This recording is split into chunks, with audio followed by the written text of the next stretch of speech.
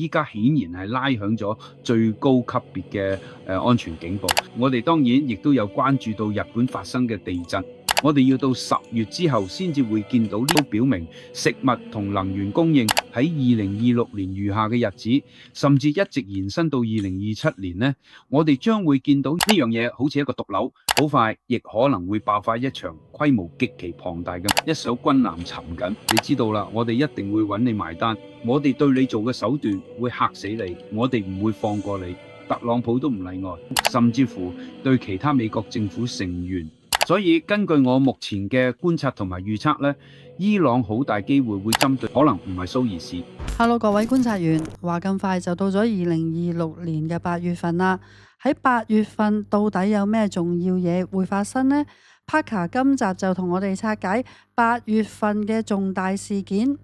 由於內容太豐富太多啦，所以我決定呢分開上下兩集同大家分享嘅。好啦，唔賣關子啦，我哋即刻聽下 Parker 講啲咩先。大家好，我相信夢境係其中一種可以進入潛意識嘅方法，當然啦，但同時都可以進入我哋自發嘅凝視狀態。當我哋嘅思想唔再阻礙理性思維，當理性瞓覺嘅時候呢，其他嘢呢就可以湧現出嚟。總之，我發咗個夢，夢見特朗普總統處身於一個避難室入邊。你知啦，就係嗰啲如果有襲擊，你會鎖埋自己入去嘅房間，係無啦啦出現嘅夢，好似真係發生一樣。同埋當夢境係咁樣出現嘅時候呢，我一定要睇下呢，到底我個潛意識做咩拋呢個畫面俾我。仲有曼斯都喺嗰間房入邊同特朗普一齊啦，仲有其他人都喺度，有一班美國嘅政治家同埋高級行政官員咧，全部都喺呢個好似地堡一樣嘅地方。咁樣啦，我唔係預測緊將會爆發核子戰爭或者類似嘅大事，但係咧呢個只係一種象徵，因為夢境通常都會誇大咗嘅。但係呢個夢咧，令我覺得而家咧真係面臨非常之大嘅風險，唔單止對特朗普，甚至乎對其他美國政府成員都同樣面臨住好嚴重嘅人身安全威脅。所以根據我目前嘅觀察同埋預測咧，伊朗好大機會會針對美國嘅政客咧，再次發動新一輪更加猛烈嘅網絡或者實體攻擊，試圖去影響局勢。我意思係，我哋已經知特朗普甚至成個美國而家都喺伊朗嗰邊籌劃緊某啲大事，而伊朗人亦都公開講過，你知道啦，我哋一定會揾你埋單，我哋對你做嘅手段會嚇死你，我哋唔會放過你，特朗普都唔例外，諸如此類嘅威脅。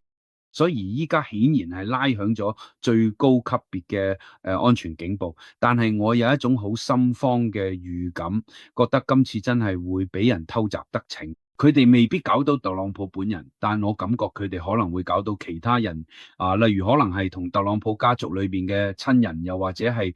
某啲頂級政治家相關嘅人，而且呢件事好快就會發生。呢個係我感受到嘅預兆呢，大約會喺8月或者9月爆發，離依家已經好近。同埋當我講到嗰種因為我嗰種感覺就係好似有啲生命危險，特別係對特朗普本人嚟講。當我講到生命危險嘅時候，當然可以代表好多嘢啦。因為呢個夢好似話俾我聽，佢正受到某種程度嘅威脅，甚至可能係健康方面嘅警號，可能係有啲健康問題或者類似嘅嘢埋藏咗喺呢個夢嘅某處。我意思係夢有時真係好難去解讀嘅，通常過一排咧先會明白多啲，因為你要記住夢境係用隱喻、預言、符號之類嘅話語嚟溝通嘅。但我一直覺得留意自己個夢境係一件好事，無論係你自己個日常生活，定係做緊我呢行嘅時候。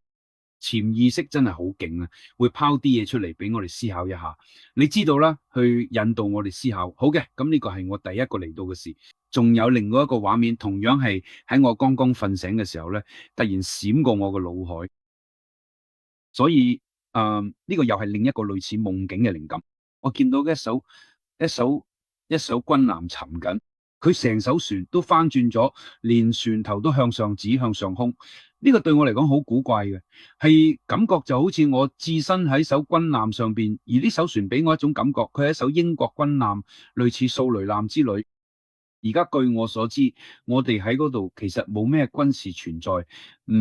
冇做翻我哋應該做嘅任務。可能 Andy Burnham 會派咗英國海軍去到嗰啲受影響嘅區域啦，特別係霍爾木茲海峽之類嘅地方。夢入邊並冇話俾我聽呢件事喺邊度發生，但係感覺上佢個規模大小好似某種掃雷艦咁樣。而就我所知，我哋現時喺嗰度係冇任何呢類艦艇嘅。但係可能會有啲咩事發生啊？我會好擔心我哋派出去嘅船隻，到底佢哋會唔會有事？我哋真係要加倍小心處理呢啲嘢。仲有當我哋再講翻成個地區同航運有關嘅事呢，其實呢，佢唔係夢入邊見到嘅，呢啲係我平時打坐冥想嘅時候感受到嘅。不過我之前都講過，我覺得我哋會遇到另一種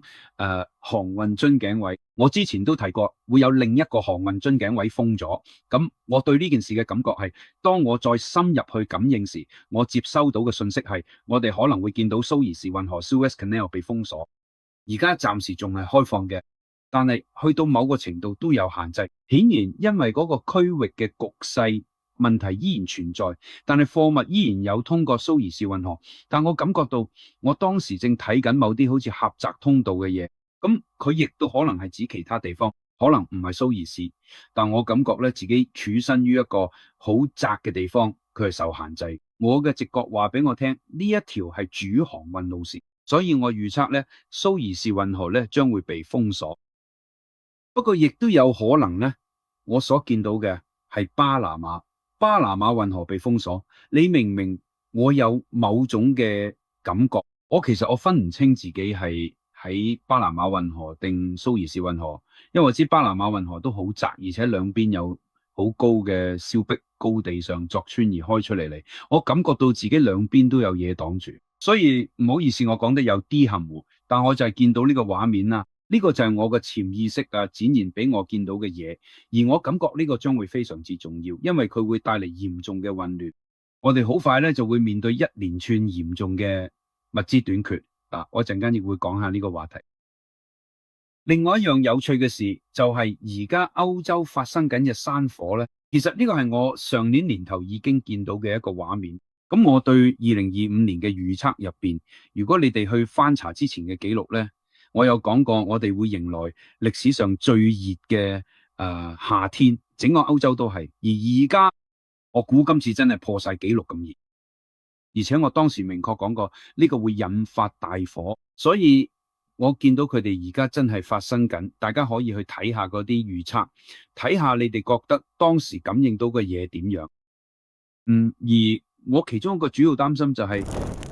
原來有成30萬嘅觀眾睇完我哋啲影片，仲未按訂閱掣㗎，快啲按訂閱掣，撳埋個鐘仔，一有新片就會通知你㗎啦。我哋呢一度咧，除咗同大家分享英國嘅頂尖預言家 Parker 嘅預言之外咧，仲會包括世界各地唔同預言家、神秘學，又或者一啲關於深層政府嘅動向。如果大家喜歡嘅話呢，快啲訂閱啦！好啦，我哋繼續聽下 Parker 點講。呢啲情況會引致好多災難，甚至連我哋英國而家就喺我講緊說話嘅時候呢，我哋其中一個核能發電廠啦、發電站，唔好意思，正面臨山火嘅威脅啦。因為我哋四周都有山火，但我感覺佢哋最終會將個火撲熄嘅。但係你知咧，我見到法國、西班牙都陷入火海，但我感覺仲有更多災難喺後頭會發生。我哋要到10月之後先至會見到呢場旱災結束，仲有排先至完。所以咧，仲會有更多嘅火災發生，同埋我覺得，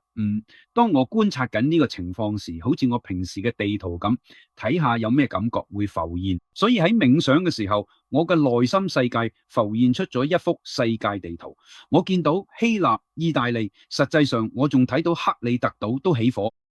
所以等我哋睇下事情會點樣發展啦，希望局勢唔會再進一步惡化，因為呢對目前嘅歐洲人嚟講真係非常艱難。但係呢，無論係理性思考定係我從直覺感應到嘅信息，都表明食物同能源供應將會出現中斷。而有趣嘅係，有啲 Nadi 都講過呢啲情況。我最近都有聽某啲納迪葉語言，依家有好多嘅納迪葉語言咧，用唔同嘅語言咧喺度傳播嘅，有啲係印度語，有啲係德語，亦都有啲英國人研究緊佢哋。市面上有好多資訊，有啲內容似乎可以互相印證，但係你對待納迪葉語言咧，必須要非常非常小心，因為往往進行諮詢嘅人咧，會喺無意中引導咗語言嘅方向。呢個就有啲似你去揾靈媒算命，有時候你會強加意念，想靈媒講出你心目中想聽嘅話，但你根本唔係你真正需要嘅，你需要嘅係真相。所以我相信佢哋有時都會搞到有啲混亂，但係我嘅直覺話俾我聽，喺2026年餘下嘅日子，甚至一直延伸到2027年呢，我哋將會見到燃料、食物、能源同埋供應鏈短缺嘅問題出現喺歐洲同美國。呢個呢，就將會係一個呢全球性嘅危機，而且呢啲問題明顯都同伊朗有關，仲有烏克蘭嘅糧食收成亦出咗問題。歐洲嘅收成呢都亂晒大龍，例如好似法國等地嘅洋蔥呢，收成已經宣告失敗，出現短缺。你只要望一望塊泥土呢，就知未來將會係一段極其艱難嘅時期。但呢個就係我嘅直覺啦，呢個將會係一件極其嚴重關鍵嘅大事，會影響到我哋所有人，影響到全球經濟。而家呢，我亦都接收到某啲關於皇室嘅感應，係關於皇室。我之前預測過國王會喺2026年駕崩，好咗而家仲健在。我當時其實係話，我以為佢會喺2026年年初過身，到目前為止我預測錯咗，所以我而家都開心，而我亦都希望自己真係算錯，因為我絕對唔希望任何人離世或者病咗。但係好無奈，我做呢份工作好似冥冥中俾某種力量推住，要我去透視我有能力見到嘅預象。我記得咧，就當查理斯三世剛登基嘅時候咧，我就已經講過佢個統治時期會好短暫，而且我真係感覺到，當威廉真正接棒嘅時候，皇位對佢嚟講會變成一個極其沉重嘅負擔。而家呢刻咧，我覺得能量咧正在急劇轉移到威廉身上，我哋會開始見到威廉會介入更加多，因為國王身體狀況會越嚟越差。真心講，我覺得查理斯已經做得好好，能夠撐住頂島完成咁多公務。但我覺得佢哋隱瞞咗好多嘢，我哋甚至有機會見到威廉會做攝政王嘅角色啦，即係會負責國王嘅職責，但查理斯都會繼續戴住皇冠。咁我唔知體制上係咪可行，能唔能夠咁樣做，但係好遺憾，呢個呢就係我見到正漸進發生嘅事，同埋不幸咁，我仲感應到多一樣嘢。因為我睇到類似，我見到好似羅曼諾夫家族，即係羅曼諾夫王朝當年點樣被血友病纏身，從而俾咗拉斯普京有機可乘。其實，但係我見到皇室入邊咧，有個比較年輕嘅成員咧，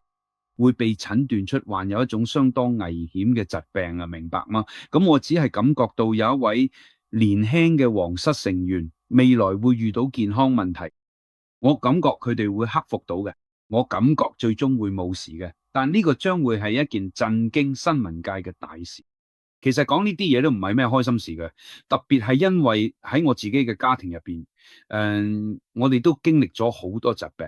知道我太太 Jane 有皮膚癌問題，所以最近嘅頻道都唔多見到嘅。但係對於一直幫手送上祝福同療癒嘅朋友，多謝你。其實我之前已經做咗嘅 puja， 因為 Nadi 幾年前已經預測到會發生呢件事，仲講得好詳細，事情嘅發展同預言完全一模一樣。預言講過佢能夠康復，仲提供咗對應嘅祈福儀式俾我去執行。嗰啲儀式已經全部做齊，而我感覺咧確實係有帶嚟咗幫助。同埋呢啲祈福儀式，你知道啦，真係有效用嘅。因為講嚟神奇，喺另一件截然唔同嘅事上邊，我之後做咗另一套祈福儀式，當中包含咗某啲好奇特嘅儀式要求。而喺嗰次特別嘅儀式入邊，我需要安排餵養牛隻嘅，所以我安排咗喺印度去餵牛，你知道啦。我當時覺得，咦，呢個做法都幾奇怪喎，因為我知道為小朋友、為孤兒，即係我哋做呢種靈性工作經常做嘅，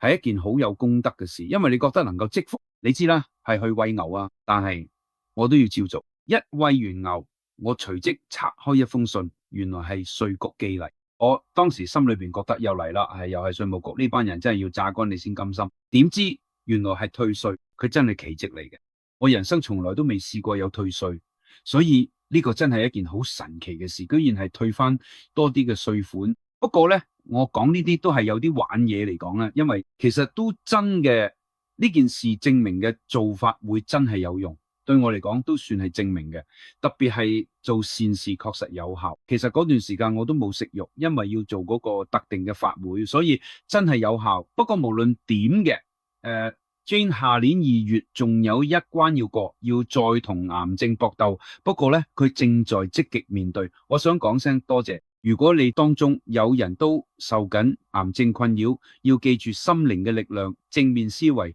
同做好事嘅力量。我相信呢，佢可以幫人清除人生入邊幾乎所有困難。我覺得呢，佢可以令我哋變得無堅不摧。所以請緊記呢一點，靈性嘅力量勝過世間萬物。我哋當然亦都有關注到日本發生嘅地震。呢件事同樣非常之耐人尋味嘅，因為如果你一直有追睇我哋嘅頻道呢，我哋之前曾經討論過一個巨大嘅我哋所感應到嘅日本近海海底火山正在活動之中。咁呢個喺納迪葉預言中呢，亦都多次被提及。咁所以我哋睇到咗海底火山爆發。至於係咪火山爆發呢？其實日本真係發生咗一次好大規模而且比較淺層嘅火山爆發，引發咗相當多嘅災情。NADI 開始對8月發出紅色警報，所以我都試過同我之前上過嘅大型日本頻道溝通。我哋當時甚至寫信俾佢哋講，能唔能夠安排上節目，因為你知道啦，有大事要發生啊。納迪葉預言發出咗警告，不幸地我哋冇收到回覆㗎。我唔知係咪因為佢哋每日收到太多 email， 加上時間太緊迫，所以未能成功安排。但我哋當時一直處於高度戒備狀態，然後我哋突然間就見到啲地震爆發，我哋大家都喺度互相傳信息，天啊，日本真係爆發咗。事實上喺其中一位個案嘅納迪葉預言入邊呢，佢哋甚至精準預測咗日期。佢哋預言呢件事呢會發生喺太陽、月亮同木星合相，並且處於無月光嘅夜晚。結果呢件事正好發生，正係一個冇月光嘅夜晚。無論如何，我哋警告得太遲，災難已經發生咗。但係我依然感覺危險並未過去，因為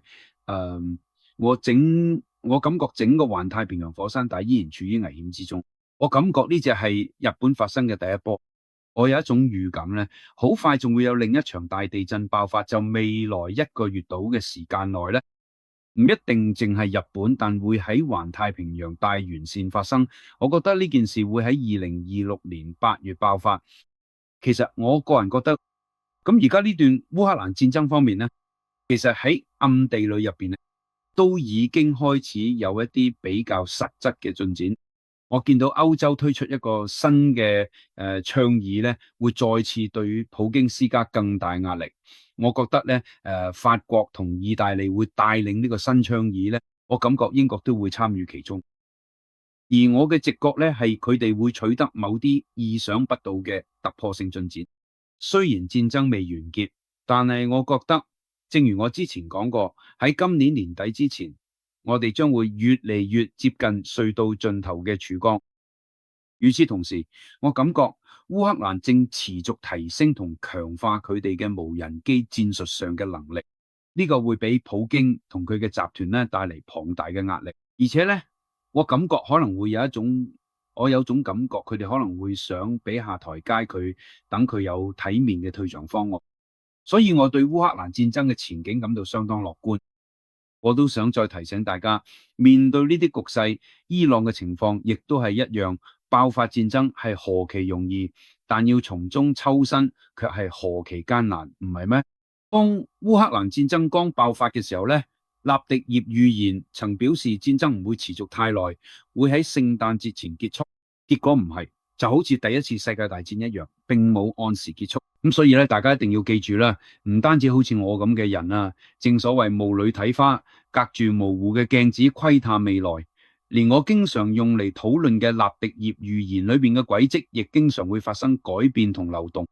佢哋有時會進行修正，會話咧局勢已經改變咗啦，因為人做咗火攻祈福或者進行咗善舉，原本嘅預言將唔會發生。我哋喺個人嘅命運同國際舞台上咧，都親眼見證過呢種預言被改變嘅情況。但我依然覺得，你知啦，呢個正正係我哋集體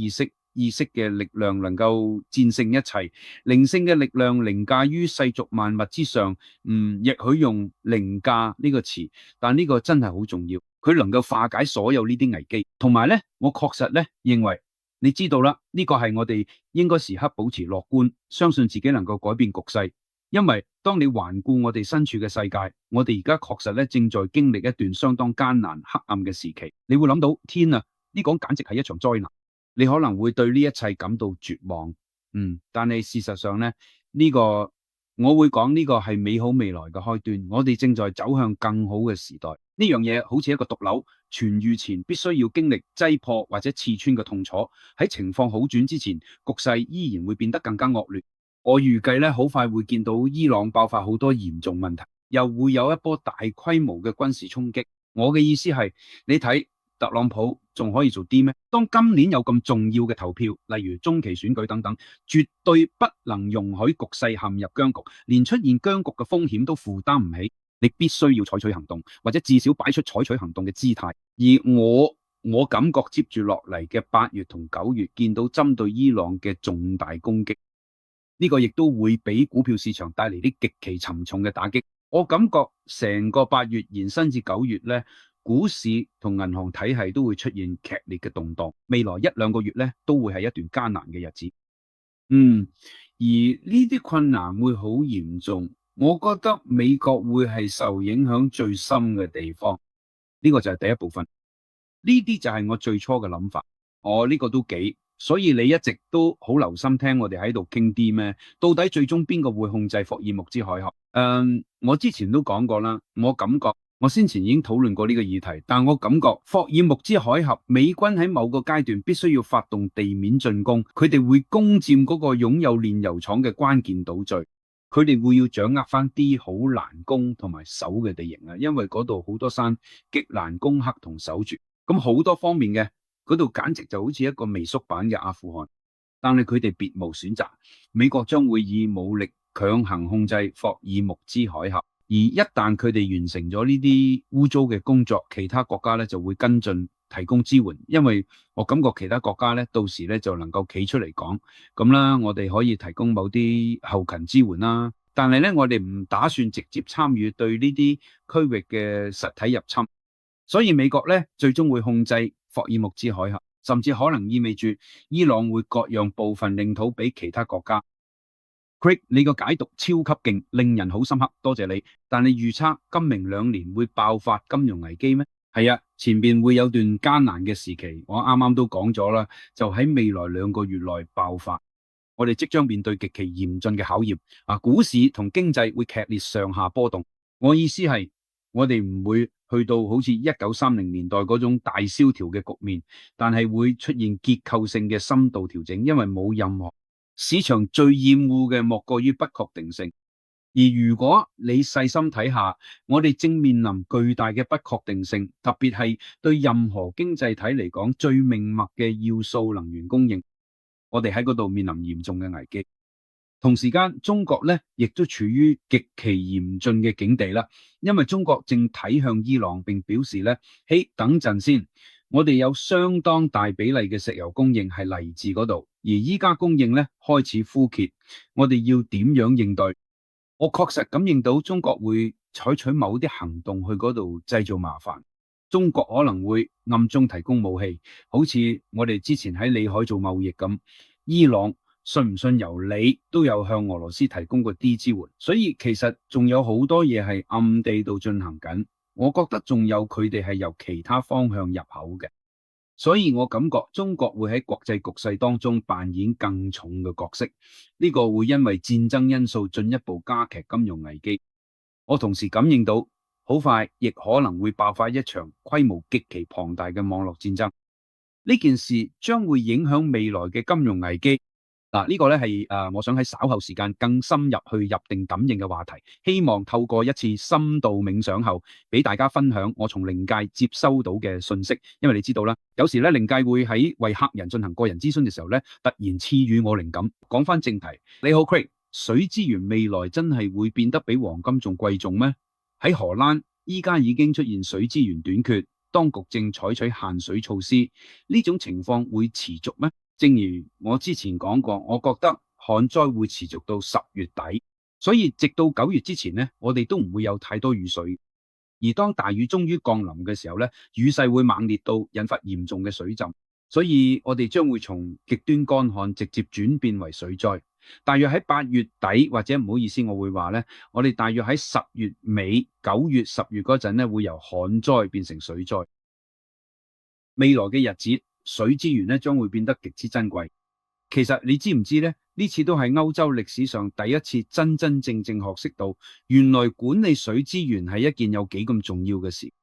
即係佢講，如果你係身處歐洲或者美國嗰邊，而且一直有留意開呢類環球資訊嘅話，你哋根本想象唔到我哋英國而家其實搞到有幾混亂咧，簡直係成劈屎一樣啊！我意思就係英國嘅水務公司喺多年前被私有化之後，依家陷入咗徹底嘅混亂，基礎設施破爛不堪。喺大乾旱期間，主水管居然仲喺度大漏水，諸如此類。我哋喺下雨嘅時候咧，根本冇去收集或者儲存任何水資源咧，所以即使係連綿陰雨嘅英格蘭咧，大家平時一睇起英格蘭咧，就會聯想到落雨，甚至連經常落雨嘅荷蘭，依家水源都正喺度乾涸。所以將來水會變得非常非常重要，但係當然未來會投入，我覺得佢哋會加強基建。但係其實水咧差唔多同黃金或者石油一樣咁重要。一旦資源上冇咗水，你知啦，其實要好多水先可以夠灌溉一塊田。而家我哋連屋企花園掛住個花籃都已經唔可以用水喉淋水咯。你睇下，所有嘢都乾晒，所以水將來會變成一個非常非常有價值嘅資源。我哋真係需要大量投資去處理呢個問題，